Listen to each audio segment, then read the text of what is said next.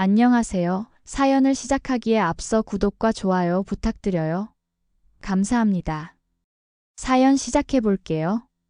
저는 27살의 남편과 결혼했습니다. 남편은 외동아들이었죠. 처음 시댁에 갔을 때 시아버지께서는 큰 공장을 운영하고 계셨고, 시어머니는 동네에서 미용실을 운영하고 계셨어요. 결혼 초기에는 모든 것이 평화로웠어요. 남편은 성실했고 시부모님도 저를 며느리로 환영해 주셨죠. 시어머니는 18살에 남편을 낳으셨다고 했어요.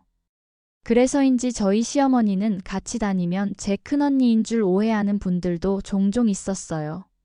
시어머니는 꾸미는 것도 좋아하셔서 주변 사람들도 젊어 보인다고 칭찬을 많이 하셨어요. 우리 며느리 마트 갈 때 같이 가자. 나 요즘 새로 나온 화장품이 있는데 한번 보고 싶어. 시어머니는 저와 함께 쇼핑하는 것도 좋아하셨어요. 처음에는 그런 모습이 친근하게 느껴졌습니다. 하지만 곧 알게 됐죠. 시어머니는 사교적인 성격으로 동창회, 친목 모임 등 밖에 나가시는 일이 무척 잦았습니다. 주말마다 친구들과 단풍놀이, 온천 여행을 다니셨어요. 시아버지는 그런 시어머니를 묵묵히 지켜보시는 편이었죠. 그러던 어느 날 시아버지께서 갑자기 건강이 악화되어 병원에 입원하시게 됐습니다. 남편은 아버지를 대신해 공장 일을 맡게 되었고, 저는 시아버지 병간호를 자주 도왔어요. 음식도 챙겨드리고 필요한 것들을 사다 드리기도 했죠. 시어머니는 그 와중에도 미용실을 계속 운영하셨습니다. 시어머니는 늘 바쁘다는 핑계로 병원에 자주 오시지 않았어요. 오히려 동창회 모임은 더 자주 나가시는 것 같았습니다. 그러던 어느 날 충격적인 소식을 들었습니다. 시어머니께서 임신을 하셨다는 거예요. 48세의 임신이라니. 저도 결혼 3년 차였지만 아직 아이가 없었는데 시어머니의 임신 소식은 모두를 놀라게 했습니다. 제 축하 인사에 시어머니는 쑥스러운 듯 웃으셨지만 한편으로는 자랑스러워 보이셨어요. 그런데 이상하게도 시아버지의 반응은 달랐습니다. 기쁨보다는 부끄러움이나 당혹감이 더 커 보였어요.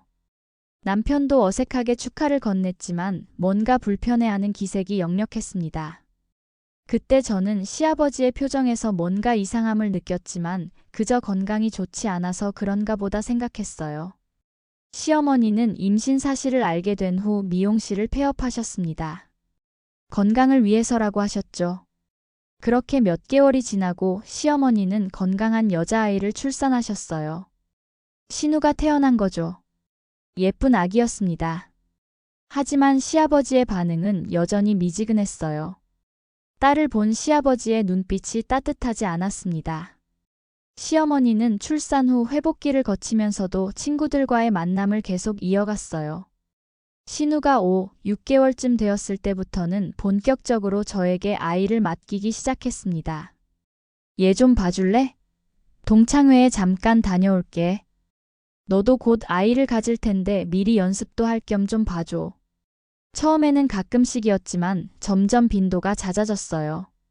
시어머니는 아이를 낳은 후에도 여전히 외출을 즐기셨고, 저는 점점 신우를 돌보는 시간이 많아졌습니다. 남편도 바빠서 도움을 주기 어려웠고, 시아버지는 여전히 컨디션이 그리 좋지 않으셨어요. 내가 오늘 친구들이랑 잠깐 점심 약속이 있어. 애 좀 부탁할게. 그렇게 말씀하시고는 오후 늦게까지 돌아오지 않으셨어요. 시어머니는 아기를 맡기고 나서는 전화도 잘 받지 않으셨어요. 어머니, 제가 오늘 중요한 회의가 있어서요. 언제쯤 오실 수 있으세요? 문자를 보내도 답장은 조금만 더 있다 갈게요 였습니다. 그런데 결국 저녁 늦게 돌아오셔서는 술 냄새를 풍기시기까지 했어요. 이런 일이 반복되면서 신우는 점점 저를 엄마처럼 따르게 됐어요. 첫 걸음을 뗐을 때도, 첫 말을 할 때도 시어머니는 없었습니다. 그 중요한 순간들을 모두 제가 지켜봤죠. 그러던 어느 날 시어머니가 충격적인 제안을 했습니다. 네가 우리 아이 좀 키워주면 안 될까? 내 신우인데 그 정도는 해줄 수 있잖아. 나는 다시 미용실을 열고 싶어. 그리고 너도 봤다시피 애가 너를 더 잘 따르잖아. 너무 당황스러워서 말문이 막혔습니다.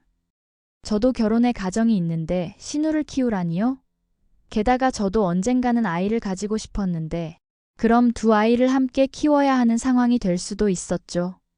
한 번은 신우가 밤에 고열로 아프기까지 했어요. 저는 급히 병원에 데려갔는데 시어머니는 자기 친구들과의 여행을 취소하지 않고 떠나셨습니다. 어머니, 신우가 많이 아픈데 여행을 가시겠다고요? 네가 잘 돌봐줄 거라고 믿어. 이 여행은 몇 달 전부터 예약해 놓은 거라 취소가 안 돼. 그렇게 말씀하시고 가방을 챙겨 나가시는 모습에 할 말을 잃었습니다. 어머니, 저도 제 가정이 있고 제 일이 있어서 계속 이런 식으로 떠넘기시면 곤란해요. 제 말에 시어머니는 언짢은 표정을 지으셨습니다. 너 때문에 내가 얼마나 많은 것을 포기했는데. 며느리가 그 정도도 못해줘? 그동안 내가 너희 집안일도 봐주고 너희 시아버지 병간호도 도와줬잖아. 시어머니의 말씀이 사실과 달라 어이가 없었습니다. 제가 시아버지 병간호를 주로 했고 시어머니는 오히려 바쁘다며 거의 도와주지 않으셨거든요. 그리고 사실 시아버지의 병간호는 아내인 시어머니가 하셔야 맞지 않나요? 하지만 반박하면 상황만 악화될 것 같아 참았습니다. 어머니, 제가 최대한 도와드리긴 하겠지만 그렇다고 신우를 제가 키울 수는 없어요. 아이고, 진짜 요즘 며느리들은 시집 와서 편하게 살려고만 하네. 내가 너 나이 때는 얼마나 고생했는데. 시어머니는 계속해서 저를 몰아붙이셨어요. 그렇게 며칠이 지났는데 어느 날 시어머니가 아예 짐을 싸셨습니다. 나 친구네 가서 며칠 좀 쉬고 올게. 애는 잘 부탁해. 그리고는 아이를 저에게 맡기고 나가셨어요. 처음에는 며칠이라고 하셨는데 일주일이 지나도 돌아오지 않으셨습니다. 전화를 해도 조금만 더 있다 갈래라는 말뿐이었죠. 결국 저와 남편이 신우를 완전히 돌보게 된 셈이었어요. 남편도 어머니의 행동에 당혹스러워했습니다. 시어머니의 이런 무책임한 행동이 계속되면서 집안 분위기는 점점 어색해졌어요. 하지만 시아버지의 반응은 달랐습니다. 퇴원 후 그동안 묵묵히 지켜보시던 시아버지께서 폭발하셨습니다. 도대체 무슨 소리야? 자기 자식 자기가 키워야지 어디 아들 며느리한테 그런 요구를 해. 처음 보는 시아버지의 분노에 저도 남편도 놀랐습니다. 시어머니는 한동안 말을 잇지 못했어요. 그날 저녁 시아버지와 시어머니는 방에 들어가 오랜 시간 이야기를 나누셨고 우리 부부는 불안한 마음으로 기다릴 수밖에 없었습니다. 다음 날 아침 시아버지께서 우리를 불러 모으셨습니다. 그리고 믿기 힘든 이야기를 들려주셨어요. 시아버지는 어린 나이에 시어머니가 임신을 하자 남편을 낳고 바로 정관 수술을 하셨다고 해요. 시아버지는 그때 형편이 안 좋아 남편이 태어나자마자 어떻게든 공장을 살려보려고 일만 하셨다고 하더라고요. 그리고 시어머니의 임신 사실에 이상함을 느껴 시아버지는 유전자 검사를 했는데 결과는 역시 시아버지의 아이가 아니었다고 해요. 충격적인 진실이 모두 드러났어요. 시어머니는 동창생과 불륜 관계를 맺고 있었고 그 사이에서 아이를 가졌던 거예요. 그리고 그 아이를 시아버지의 아이인 양속이고 심지어 저에게까지 키우라고 했던 겁니다. 시어머니는 그제서야 충격과 공포에 휩싸인 듯 바닥에 무릎을 꿇고 오열하기 시작했습니다. 안 돼요. 이럴 순 없어요. 내가 잘못했어요. 처음에는 부인하던 시어머니였지만 시아버지가 더 이상의 거짓말은 용납하지 않겠다며 단호하게 나오자 태도가 바뀌었습니다. 미안해요. 정말 미안해요. 한 번의 실수였어요. 제발 용서해 주세요. 다시는 그런 일 없을 거예요. 제발. 시어머니는 시아버지의 다리를 붙잡고 애원했습니다. 그 모습이 너무 처참해서 참아볼 수 없을 정도였어요. 하지만 시아버지의 표정은 돌처럼 굳어 있었습니다. 30년을 함께 살았는데 어떻게 그럴 수가 있어? 그것도 내 동창이라는 그 남자와. 그리고 그 아이를 내 아이라고 속이고 심지어 내 자식 며느리한테 키우라고까지 했어? 시아버지의 말씀에 시어머니는 더욱 심하게 울부짖었습니다. 제발 한 번만 용서해 주세요. 제가 정신이 나갔었나 봐요. 다시는 절대로 그러지 않을게요. 하지만 이미 돌이킬 수 없는 상처가 난 후였습니다. 시아버지는 단호하게 이혼을 선언하셨고 남편도 어머니의 배신에 큰 상처를 받았어요. 저 역시 시어머니가 저를 어떻게 이용하려 했는지 생각하니 마음이 아팠습니다. 시어머니는 그야말로 땅을 치고 가슴을 치며 오열했지만 이미 돌이킬 수 없는 상황이었습니다. 남편은 어머니를 똑바로 쳐다보지도 못했어요. 어머니, 어떻게 이럴 수가 있으세요? 저는. 남편의 말에 시어머니는 아들의 다리를 붙잡으려 했지만 남편은 뒤로 물러섰습니다. 소문은 순식간에 동네에 퍼졌어요. 미용실을 하면서 많은 사람들과 교류하던 시어머니였기에 그 소식은 불길처럼 번졌습니다. 동네 사람들은 시어머니를 손가락질했고 시어머니의 동창생들도 그녀와 거리를 두기 시작했어요. 그 동창과의 관계도 끝났다고 합니다.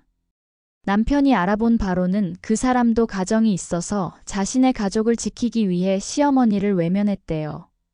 결국 시어머니는 모든 사람에게 버림받은 채 아이를 데리고 동네를 떠나게 되었어요. 소문이 퍼지면서 더 이상 이 동네에서는 살 수 없게 된 거죠. 그 동창생도 가정이 있는 사람이라 책임을 지지 않았다고 합니다. 결국 시어머니는 혼자서 어린아이를 키우며 살고 계신다고 해요.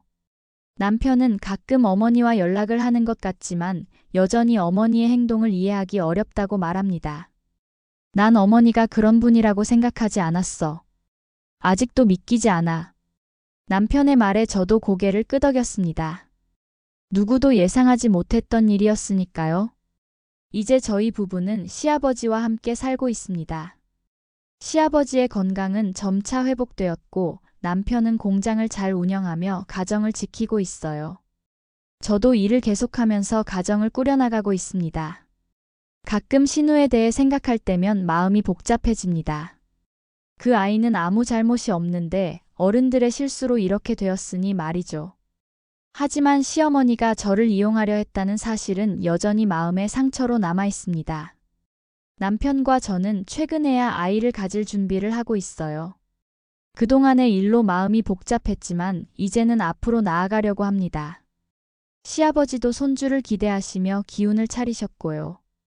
아버님, 건강하셔야 손주 얼굴 보실 수 있어요. 약 잘 챙겨 드세요. 제가 말씀드리면 시아버지는 미소를 지으십니다. 이제 우리 가족은 상처를 딛고 새로운 시작을 준비하고 있어요. 어쩌면 이런 시련이 우리 가족을 더 단단하게 만들어준 건지도 모르겠습니다. 시어머니의 일은 우리 모두에게 큰 충격이었지만 동시에 삶의 교훈도 되었습니다.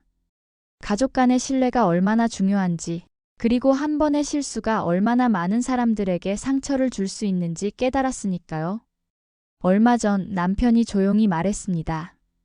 가끔 어머니 생각이 나. 하지만 아직도 용서하기는 어려워. 저는 남편이 손을 꼭 잡아주었습니다. 시간이 필요한 일이니까요.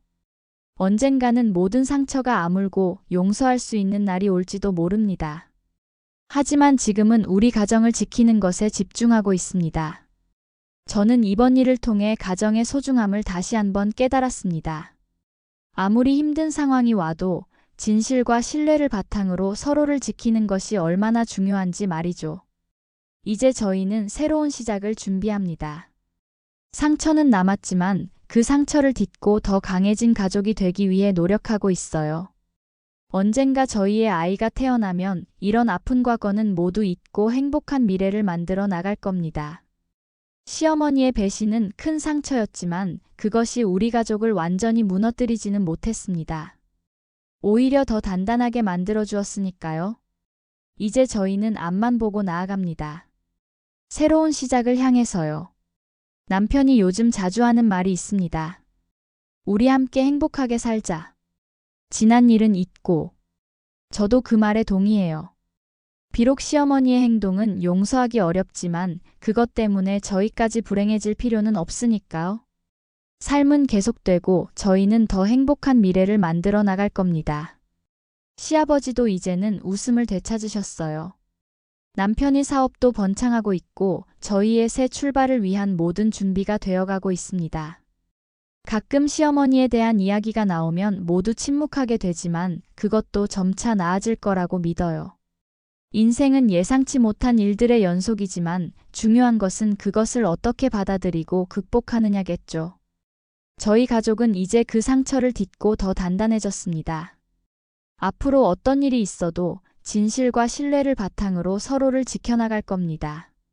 그것이 제가 이 모든 일을 겪으며 배운 가장 큰 교훈이니까요. 제 긴 이야기를 끝까지 들어주셔서 감사합니다. 구독과 좋아요, 알림 설정까지 잊지 마세요.